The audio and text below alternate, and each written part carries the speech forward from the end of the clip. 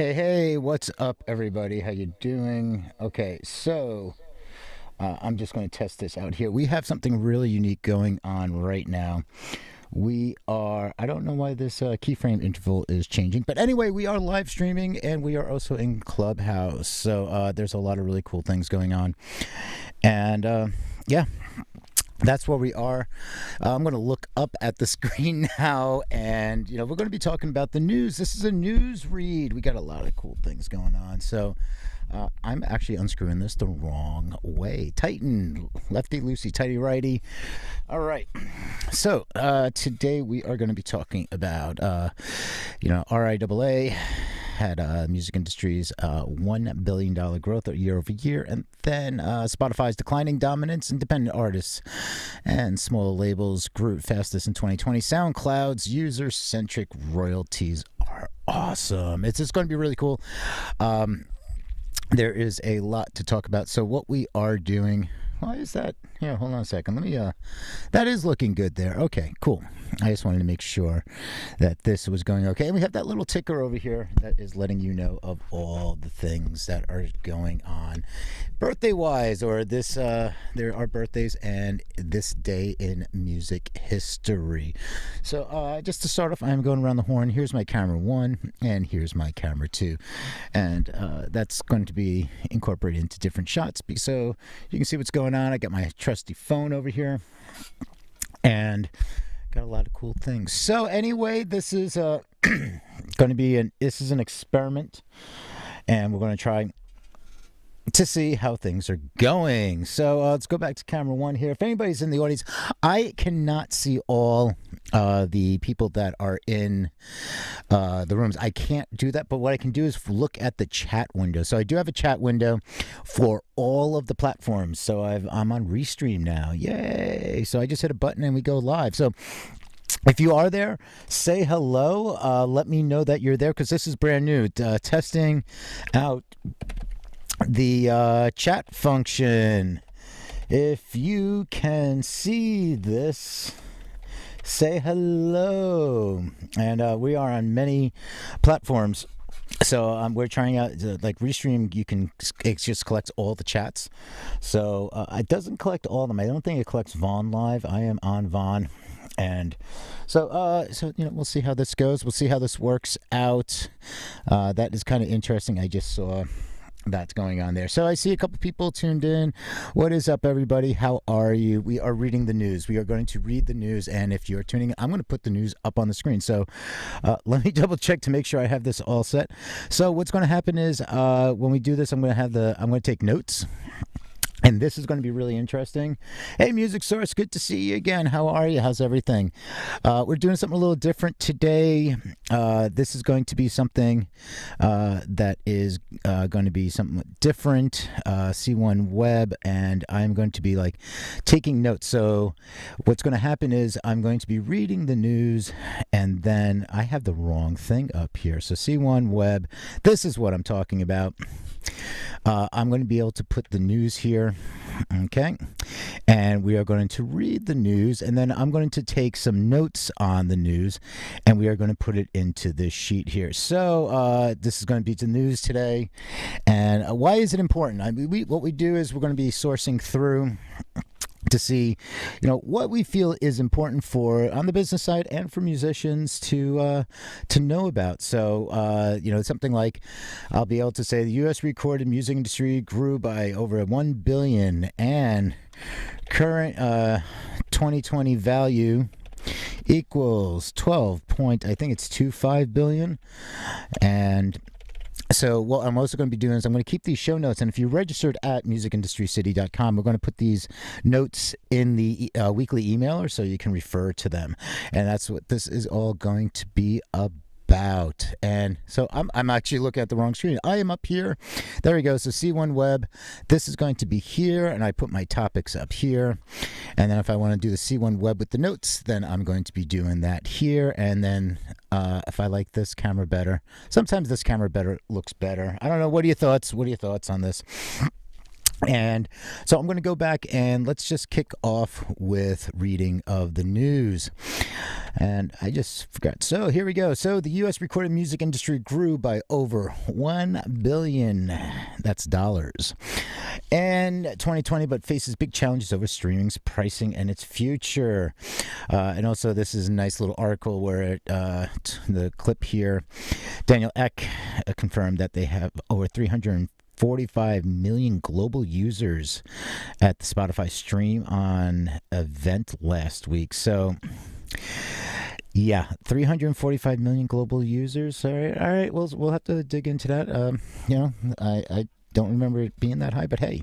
So, music business. So this is from musicbusinessworldwide.com. Check it out. One of the top resources out there for music business news. So this is the MBW review, where we aim our microscope towards something the music biggest recent going on. Oh man, they didn't read that out loud, did they? This time we take a closer look at the numbers from the RIAA. And so this one, the U.S. recorded music industry saw total revenues rise by 9.2% in 2020 to $12.15 billion on a retail basis. So I'm going to update. So this is where I go. As I do this, I update the notes. So I corrected it, $2.215 billion. All right. So in a pandemic hit year that saw a ruination of live concerts across the U.S., as well as the enforced closure of much physical music retail, these figures will be welcomed by the music industry, and especially the major record labels at Universal, Sony, and Warner. So these are the wholesale and retail numbers of U.S. music revenues. So for 2018, retail was $9.7 billion. In 2019, it was $11.1 billion, and 2020 was $12.2 billion. So, it's good to see it on the rise. We'd like to have that a little bit or a lot bit more, but you never know. So we'll see what goes on. We'll come up with. So yet further analysis from the trade organization RIAA raises tricky questions for both record labels and streaming service. So actually, what I'm going to do here is I'm going to copy this image, okay, and then I'm going to go over here and I'm going to paste this over here so we can have a reference. So when I'm talking about a few things, we can go back and reference this. So this is all from the RIA sourced, and it is from the good old musicbusinessworldwide.com. All right, so why streaming? Music Business Worldwide explains why 2020 streaming numbers that are on the surface very positive hint at a big challenge for the U.S. records. So there's good news. Streaming formats include an ad-supported and paid on-demand and non-interactive generated $10.075 billion in the U.S. in 2020, and that's coming directly from the RIAA.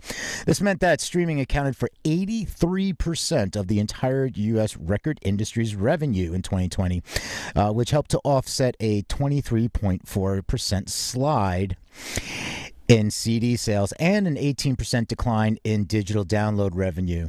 Important note, the RIAA's industry numbers include sales and streams of all music formats, physical and digital, plus sync licensing money and sound exchange collections from digital customized radio platforms. So what they go on is the less good news here. What they were saying is that where it's concerning for record labels is when we focus in on the biggest source, that $10.075 billion streaming revenue, paid subscriptions to streaming services such as Spotify and Apple Music.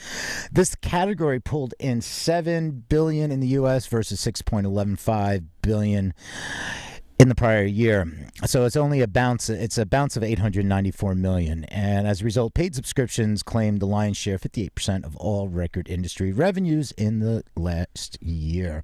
If anybody has some comments on this, feel free to join in.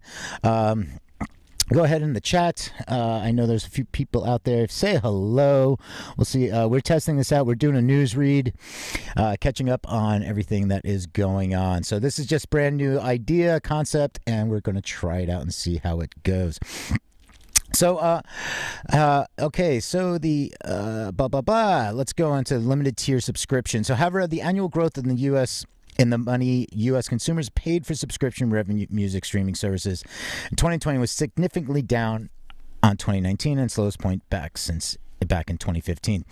Here's why this is important, according to Music Business Worldwide. It tells us that the subscription streaming growth in the U.S., the world's biggest music market, is now materially slowing down in terms of cold, hard cash. As such, it calls into question just how big a streaming market the United States can become in the years ahead. That is very key. That is an important factor. You're looking at this market cap, and when you take into account that, and this is me talking, not Music Business Worldwide, it is something that is stating that, what is the market cap? I mean, you look at Spotify that is going into podcasting and they're looking at different things altogether. Well, I mean, it's not like they're going into, they are in there. So what is the vertical that Spotify is going to be looking into actually increase revenue because Spotify has shareholders to answer to? Okay, so this is the first time the annual growth subscription spending has slowed down. It happened in 2018. That's just, there's just corrections. It's like the market. Here's what particularly odd about the decline in paid subscription growth in 2020. The RIAA also reports that the average number of paid subscriptions to music services in the United States last year, again in terms of full subscriptions, grew by 15.1 million to 75.5 million, which was the biggest ever increase in a single year. The 75.5 million figure counts each multi-user subscription plan like family plans or Spotify Premium Duo option as a single account. And we reported this back on Music Industry City months ago when they first discussed about this Premium Duo account. And that's the issue. The finances behind that, if you have two accounts and you roll out the numbers, they lose $300 and something million a year. No, it was $800 million a year, I believe. Yeah, that was the number. I apologize. I remember doing these numbers, 3/8. They look a little bit the same. So what the issue is when you take if you took a conservative number of partners, people living together, friends, family, all that stuff, and what you do is take it and say, instead of having two accounts that would say $20, you now have one account that's $15, and then you multiply that, you do the figures, add it up per month, multiply the months, and it came out to like $800 million of lost revenue. So again, how is Spotify supposed to pay out more when it is receiving less? The recap, important bit there, the number of paid streaming subscriptions in the U.S. grew by its biggest amount in history last year, 15.3, yet the amount of money being spent on those accounts grew by a significantly smaller size than it did in the previous 12 months. And hey, look at that. They said 897 million. I was really close. All right, inevitably, this dichotomy can only leave one conclusion. The average full price of premium paid subscriptions in the United States in 2020 fell dramatically versus 2019. All right, so, I mean, that could be something to do with the economy and everything. So now let's going back to Music Business World, how big that fall was and why it may cause record labels, not to mention in music industry investors, headaches as the years rolled on. The RIAA's reported number of subscription streaming accounts is just that, an average number representing the full 12 months of each year. The RIAA's reported number for subscription revenue, meanwhile, is a year-end figure, meaning it takes into account every penny spent to the end of December 31st in each year. Why is this important? Hey, how you doing, Aisha? How you doing? I'm going to raise your hand so I can pull you up. I just want to be able to chat. Here we go. Invite as a speaker. I'm going to send you on up here. I hope you can hear everything. Actually, what we're going to do is, since we're on Clubhouse, I'm going to swap over. We're going to test out the Clubhouse feed. And boom. I think, Aisha, if you unmute yourself, you can say hi, and you'd be in the stream here, in the feed. Hopefully. Hello. Am I in the stream? Holy cow, it works. It works. Yes! Yeah. That's awesome. If anybody is watching the feed, well, I mean, there are people watching the feed, but they all just saw me throw my hands in the air like, yay. It's like, and people, nobody's in Clubhouse in the room right now. But it's really interesting. It's like, yay, it worked. I mean, we are routing things to and from. How do I sound, by the way? You sound really good. Very clear. All right, because I have the really expensive microphone. You can't see me, but I have the nice big microphone, like right, my mouth right up to it.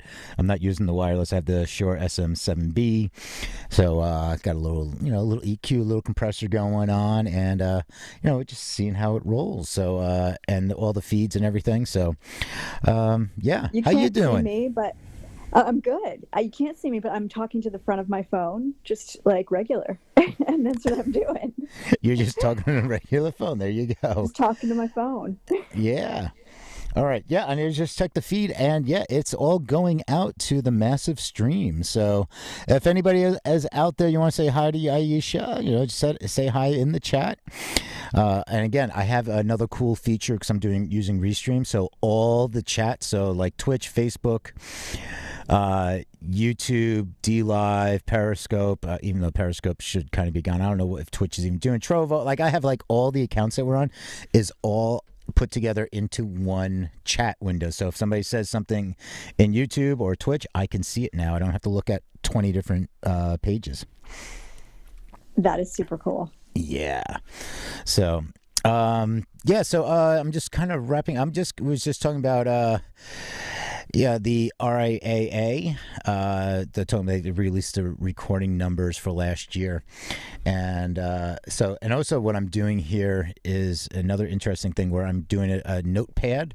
So a notepad. Okay. So I'm having trouble speaking today. So notepad, where I take some notes from the articles and I put them into a notepad, and therefore I can share that with the members of musicindustrycity.com. Super cool. Yeah. We know what's really interesting. I haven't pinged anybody into this room, and I don't think anybody's found this room. And I wonder if it's because I'm recording. Like, it's one of those, like, usually if I just start a room, people just show up. I wonder if it's... Maybe they're afraid of being on stage. Yeah. Oh, yeah. But no, like, it's really interesting. I'm like, it's kind of like... Usually, I mean, I'm looking at the other rooms, and okay, yeah, there's two rooms that have the usual cast of characters going. That's why. Yeah, I see. It's like the other. There's like two rooms in for music business rooms. That's like the same exact people every time, so they don't leave. Right. They'll get tired of talking to each other at some point. But normally, what I do is I invite a few people in, and then the room gets going. I'm not doing that right now because I am testing. So, test. Anyway, but like overall, and I'm not clipping out or anything. The audio is staying and how's the audio out in live stream land, but also in Clubhouse? The audio is totally perfect over here. All right. I think I got it figured out then. Better than like when we were testing the other day and it was like, nope, can't hear it. Oh, wait, it sound like that was me cutting out on purpose. Exactly. No, I could tell the difference. But yeah, it's great today. Totally working smoothly. Cool. All right. So what I am going to do is I am going to continue going. I'm going to go back into the next article here, talking about how this title is called "Slowly but Surely, the Major Label's Dominance of Spotify is Declining." Ooh. That sounds good to me. Now I have to just do my radio voice. So you can hang out if you want, or I know you have a bunch of other things to do, but I appreciate you checking in to give me a little feedback on the audio. And everybody say hi to Aisha. Hi Aisha. So. Hi. Hey.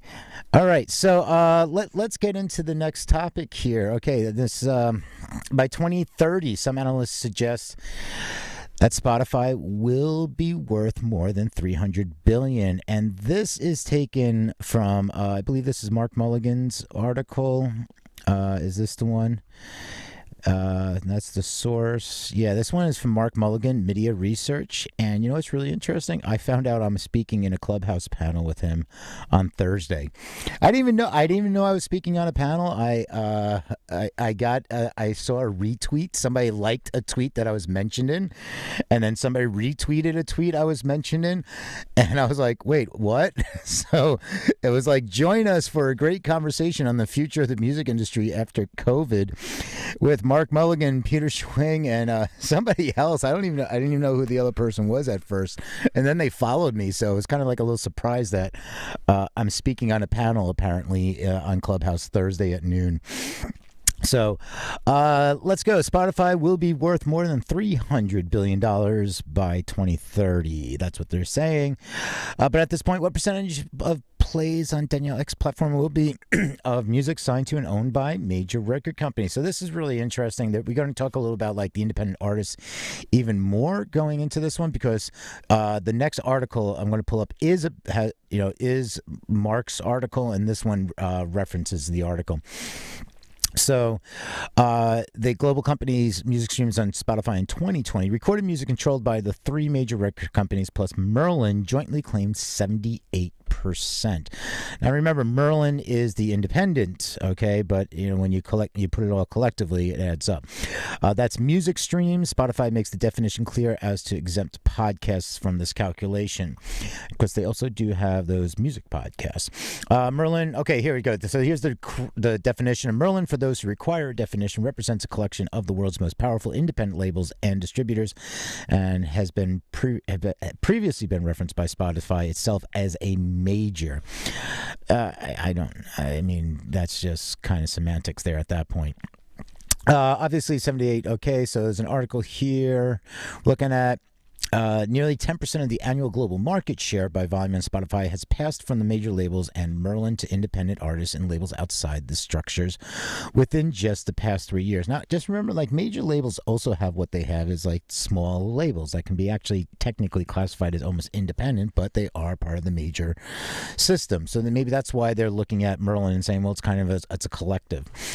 The annual pace of this decline is getting faster. In 2018, the majors and Merlin lost 2% versus the prior year. In 2019, they lost 3%, and in 2020, they lost 4%.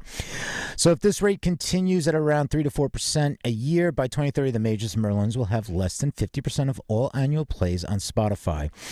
A crucial tipping point, surely, when it comes to the leverage these companies wield during their semi-regular licensing renewal discussions with Spotify. That will tip those scales a little bit. Let's see. This is just getting a little bit deeper in there. Spotify, okay, in short, the avalanche of indie music is swamping major label music on Spotify, and that's being increasingly reflected in the share of total plays and total royalty platforms on the platform. So let's kick over. They start talking about referring to Mark Mulligan here, and this one, we're just going to kick right over to that article. And that one is independent artists and smaller labels grew fastest in 2020. And this is on hypebot.com. Check it out. The headline is that independents as a whole grew market share in 2020 from 29.7 to 31.1%. Okay.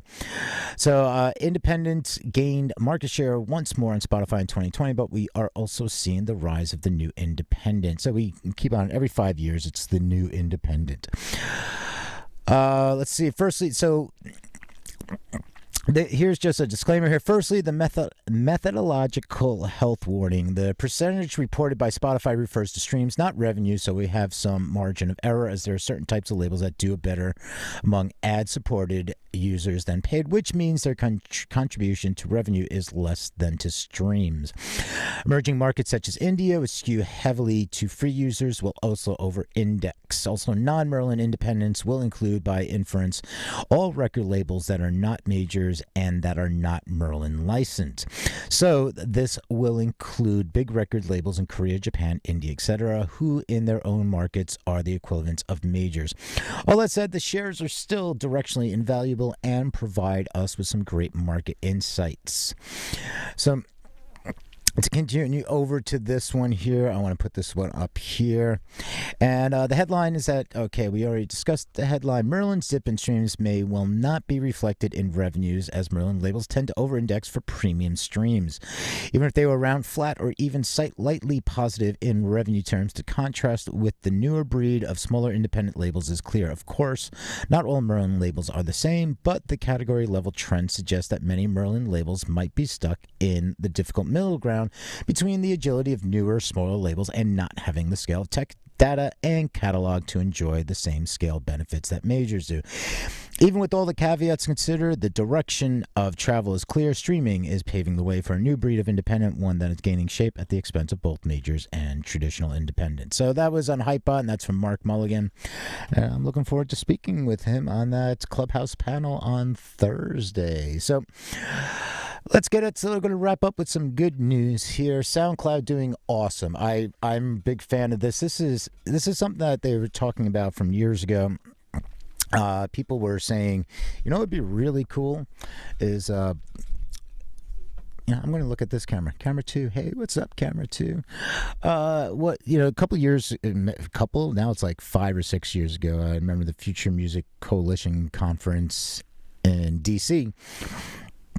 People were talking about, we just pay Spotify money and it just goes into the big pool and gets paid to the top.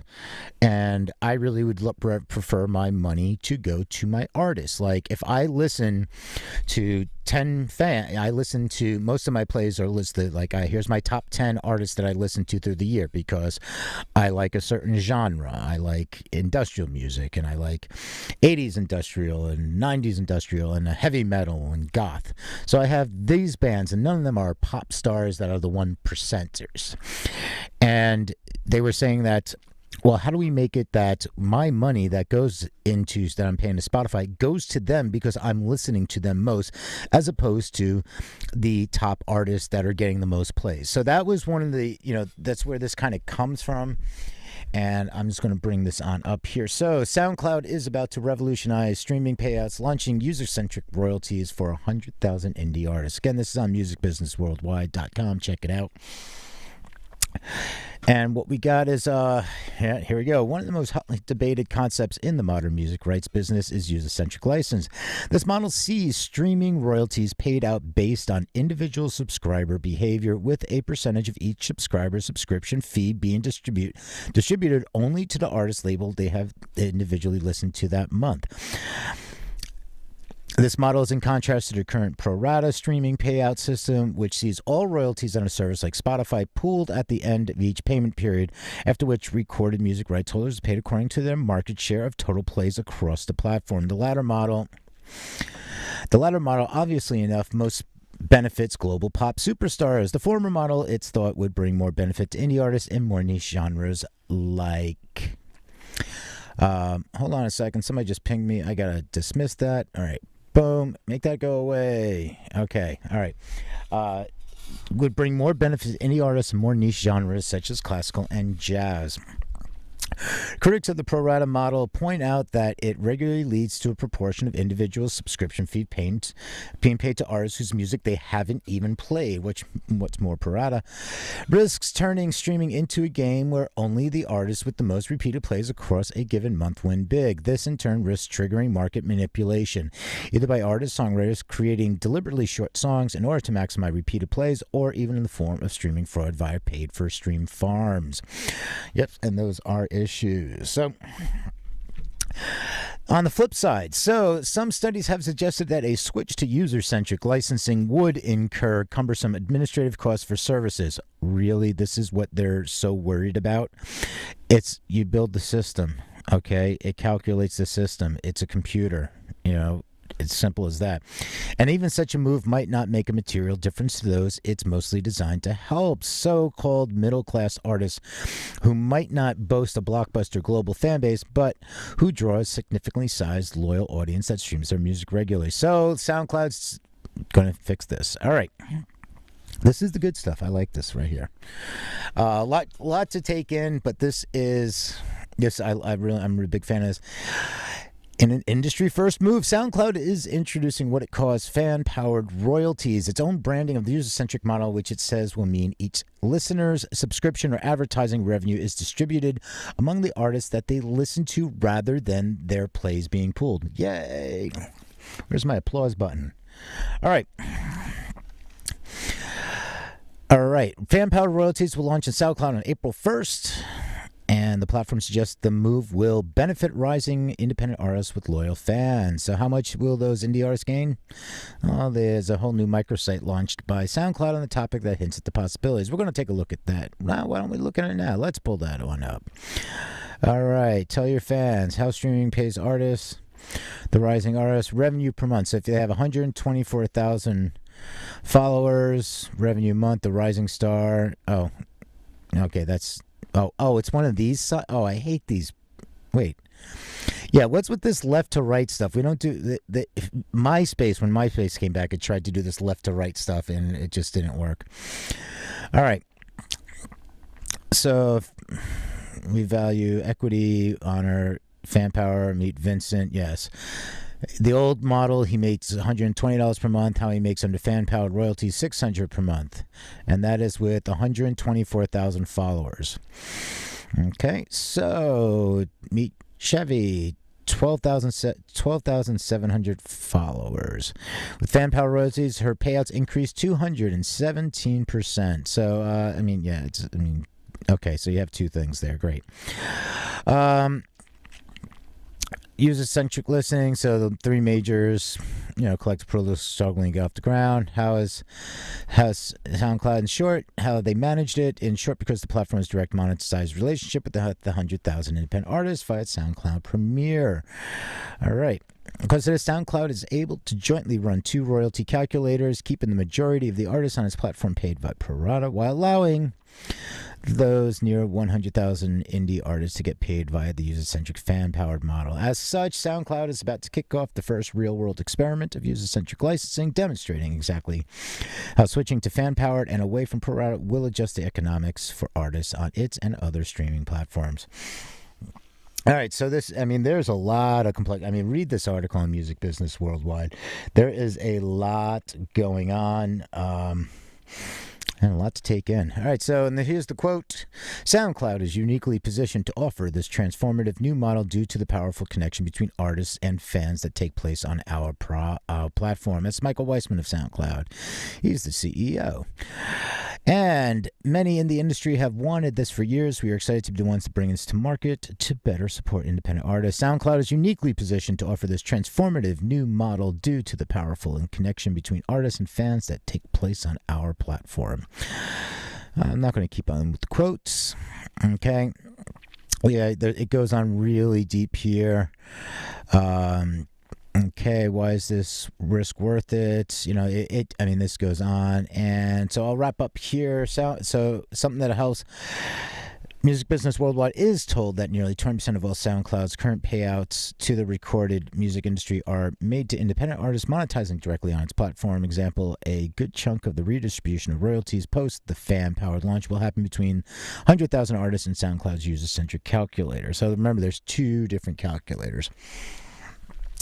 SoundCloud clarifies that in addition to whether a listener is a paying subscriber to SoundCloud Go Plus or a free user fan-powered, royalties will also be determined by a calculation of how much a fan listens to each artist relative to all of their listening time in a given month. And here's some little stats to wrap it up. SoundCloud currently hosts over 250 million tracks from 30 million creators in 190 countries. So, that's boom. I'm actually going to put that over into the notes column here. All right, SoundCloud. There's a couple of little neat things. All right. Why won't that paste? Let's make that paste. Copy. Boom. Let's kick this over. Pastes. And there we go. So now I'm going to be taking these notes and all that good stuff. So anyway, I'm going to start wrapping up here. Let's see what's going on. Okay. And that's kind of going to be it for today. So we were just testing this out. I kind of like camera 2 a little bit better. I'm gonna have to change the angle on this a little bit. Also got my Music Industry City mug. How long have we been going for? That's a good question. Let me take a look here. And I don't know how long we've been going for. So that's a good question. 36 minutes, 47 seconds. All right, so what I'm going to do is I'm going to come in with these news once a week. We're going to do these little 30-minute. Let's make it 30 minutes. So that's some good time we can spend together. 30 minutes. We are going to, check this out. We're going to have some fun, and we're going to talk. And there's also, you can. Oh, look at that. That's kind of cool. I can press that button. This is really interesting. I'm seeing, like I said, I'm testing out today. A lot of good stuff. Let's see. And I really like this. I can view the events right from Restream. I'm really digging this. I am really, really digging this. This is cool. I'm happy about this. We're going to be doing this a lot more. All right. Oh, that this is a test. Why is that saying that this is a test? That is really interesting. Okay. So, yep, still learning some things here. Let's see that. Yeah, I'm on all these different platforms. I'm loving this. It's making it a lot easier. I'm happy about this. So let's see. Oh, I have some 3 comments here. Testing out. If you see this, say hello. Yeah, I wonder if anybody actually saw this. So I'm gonna leave this as is. Okay, and we're gonna wrap up. This is a good test. Thanks for tuning in. Thanks for the chats. I'm going to take one more test here, and this one is the Facebook group. Cool. All right. And so let's take this down in a moment. If there's anybody, check out. We're going to be doing Tuesdays. We're going to try different times. We're going to mix this up, see what time works for everybody. If you want to let me know, hit me up, DMs, all that good stuff, and we can chat more about this another time. All right, thanks everybody. You all have a good night and a pleasant tomorrow. Take it easy. Bye.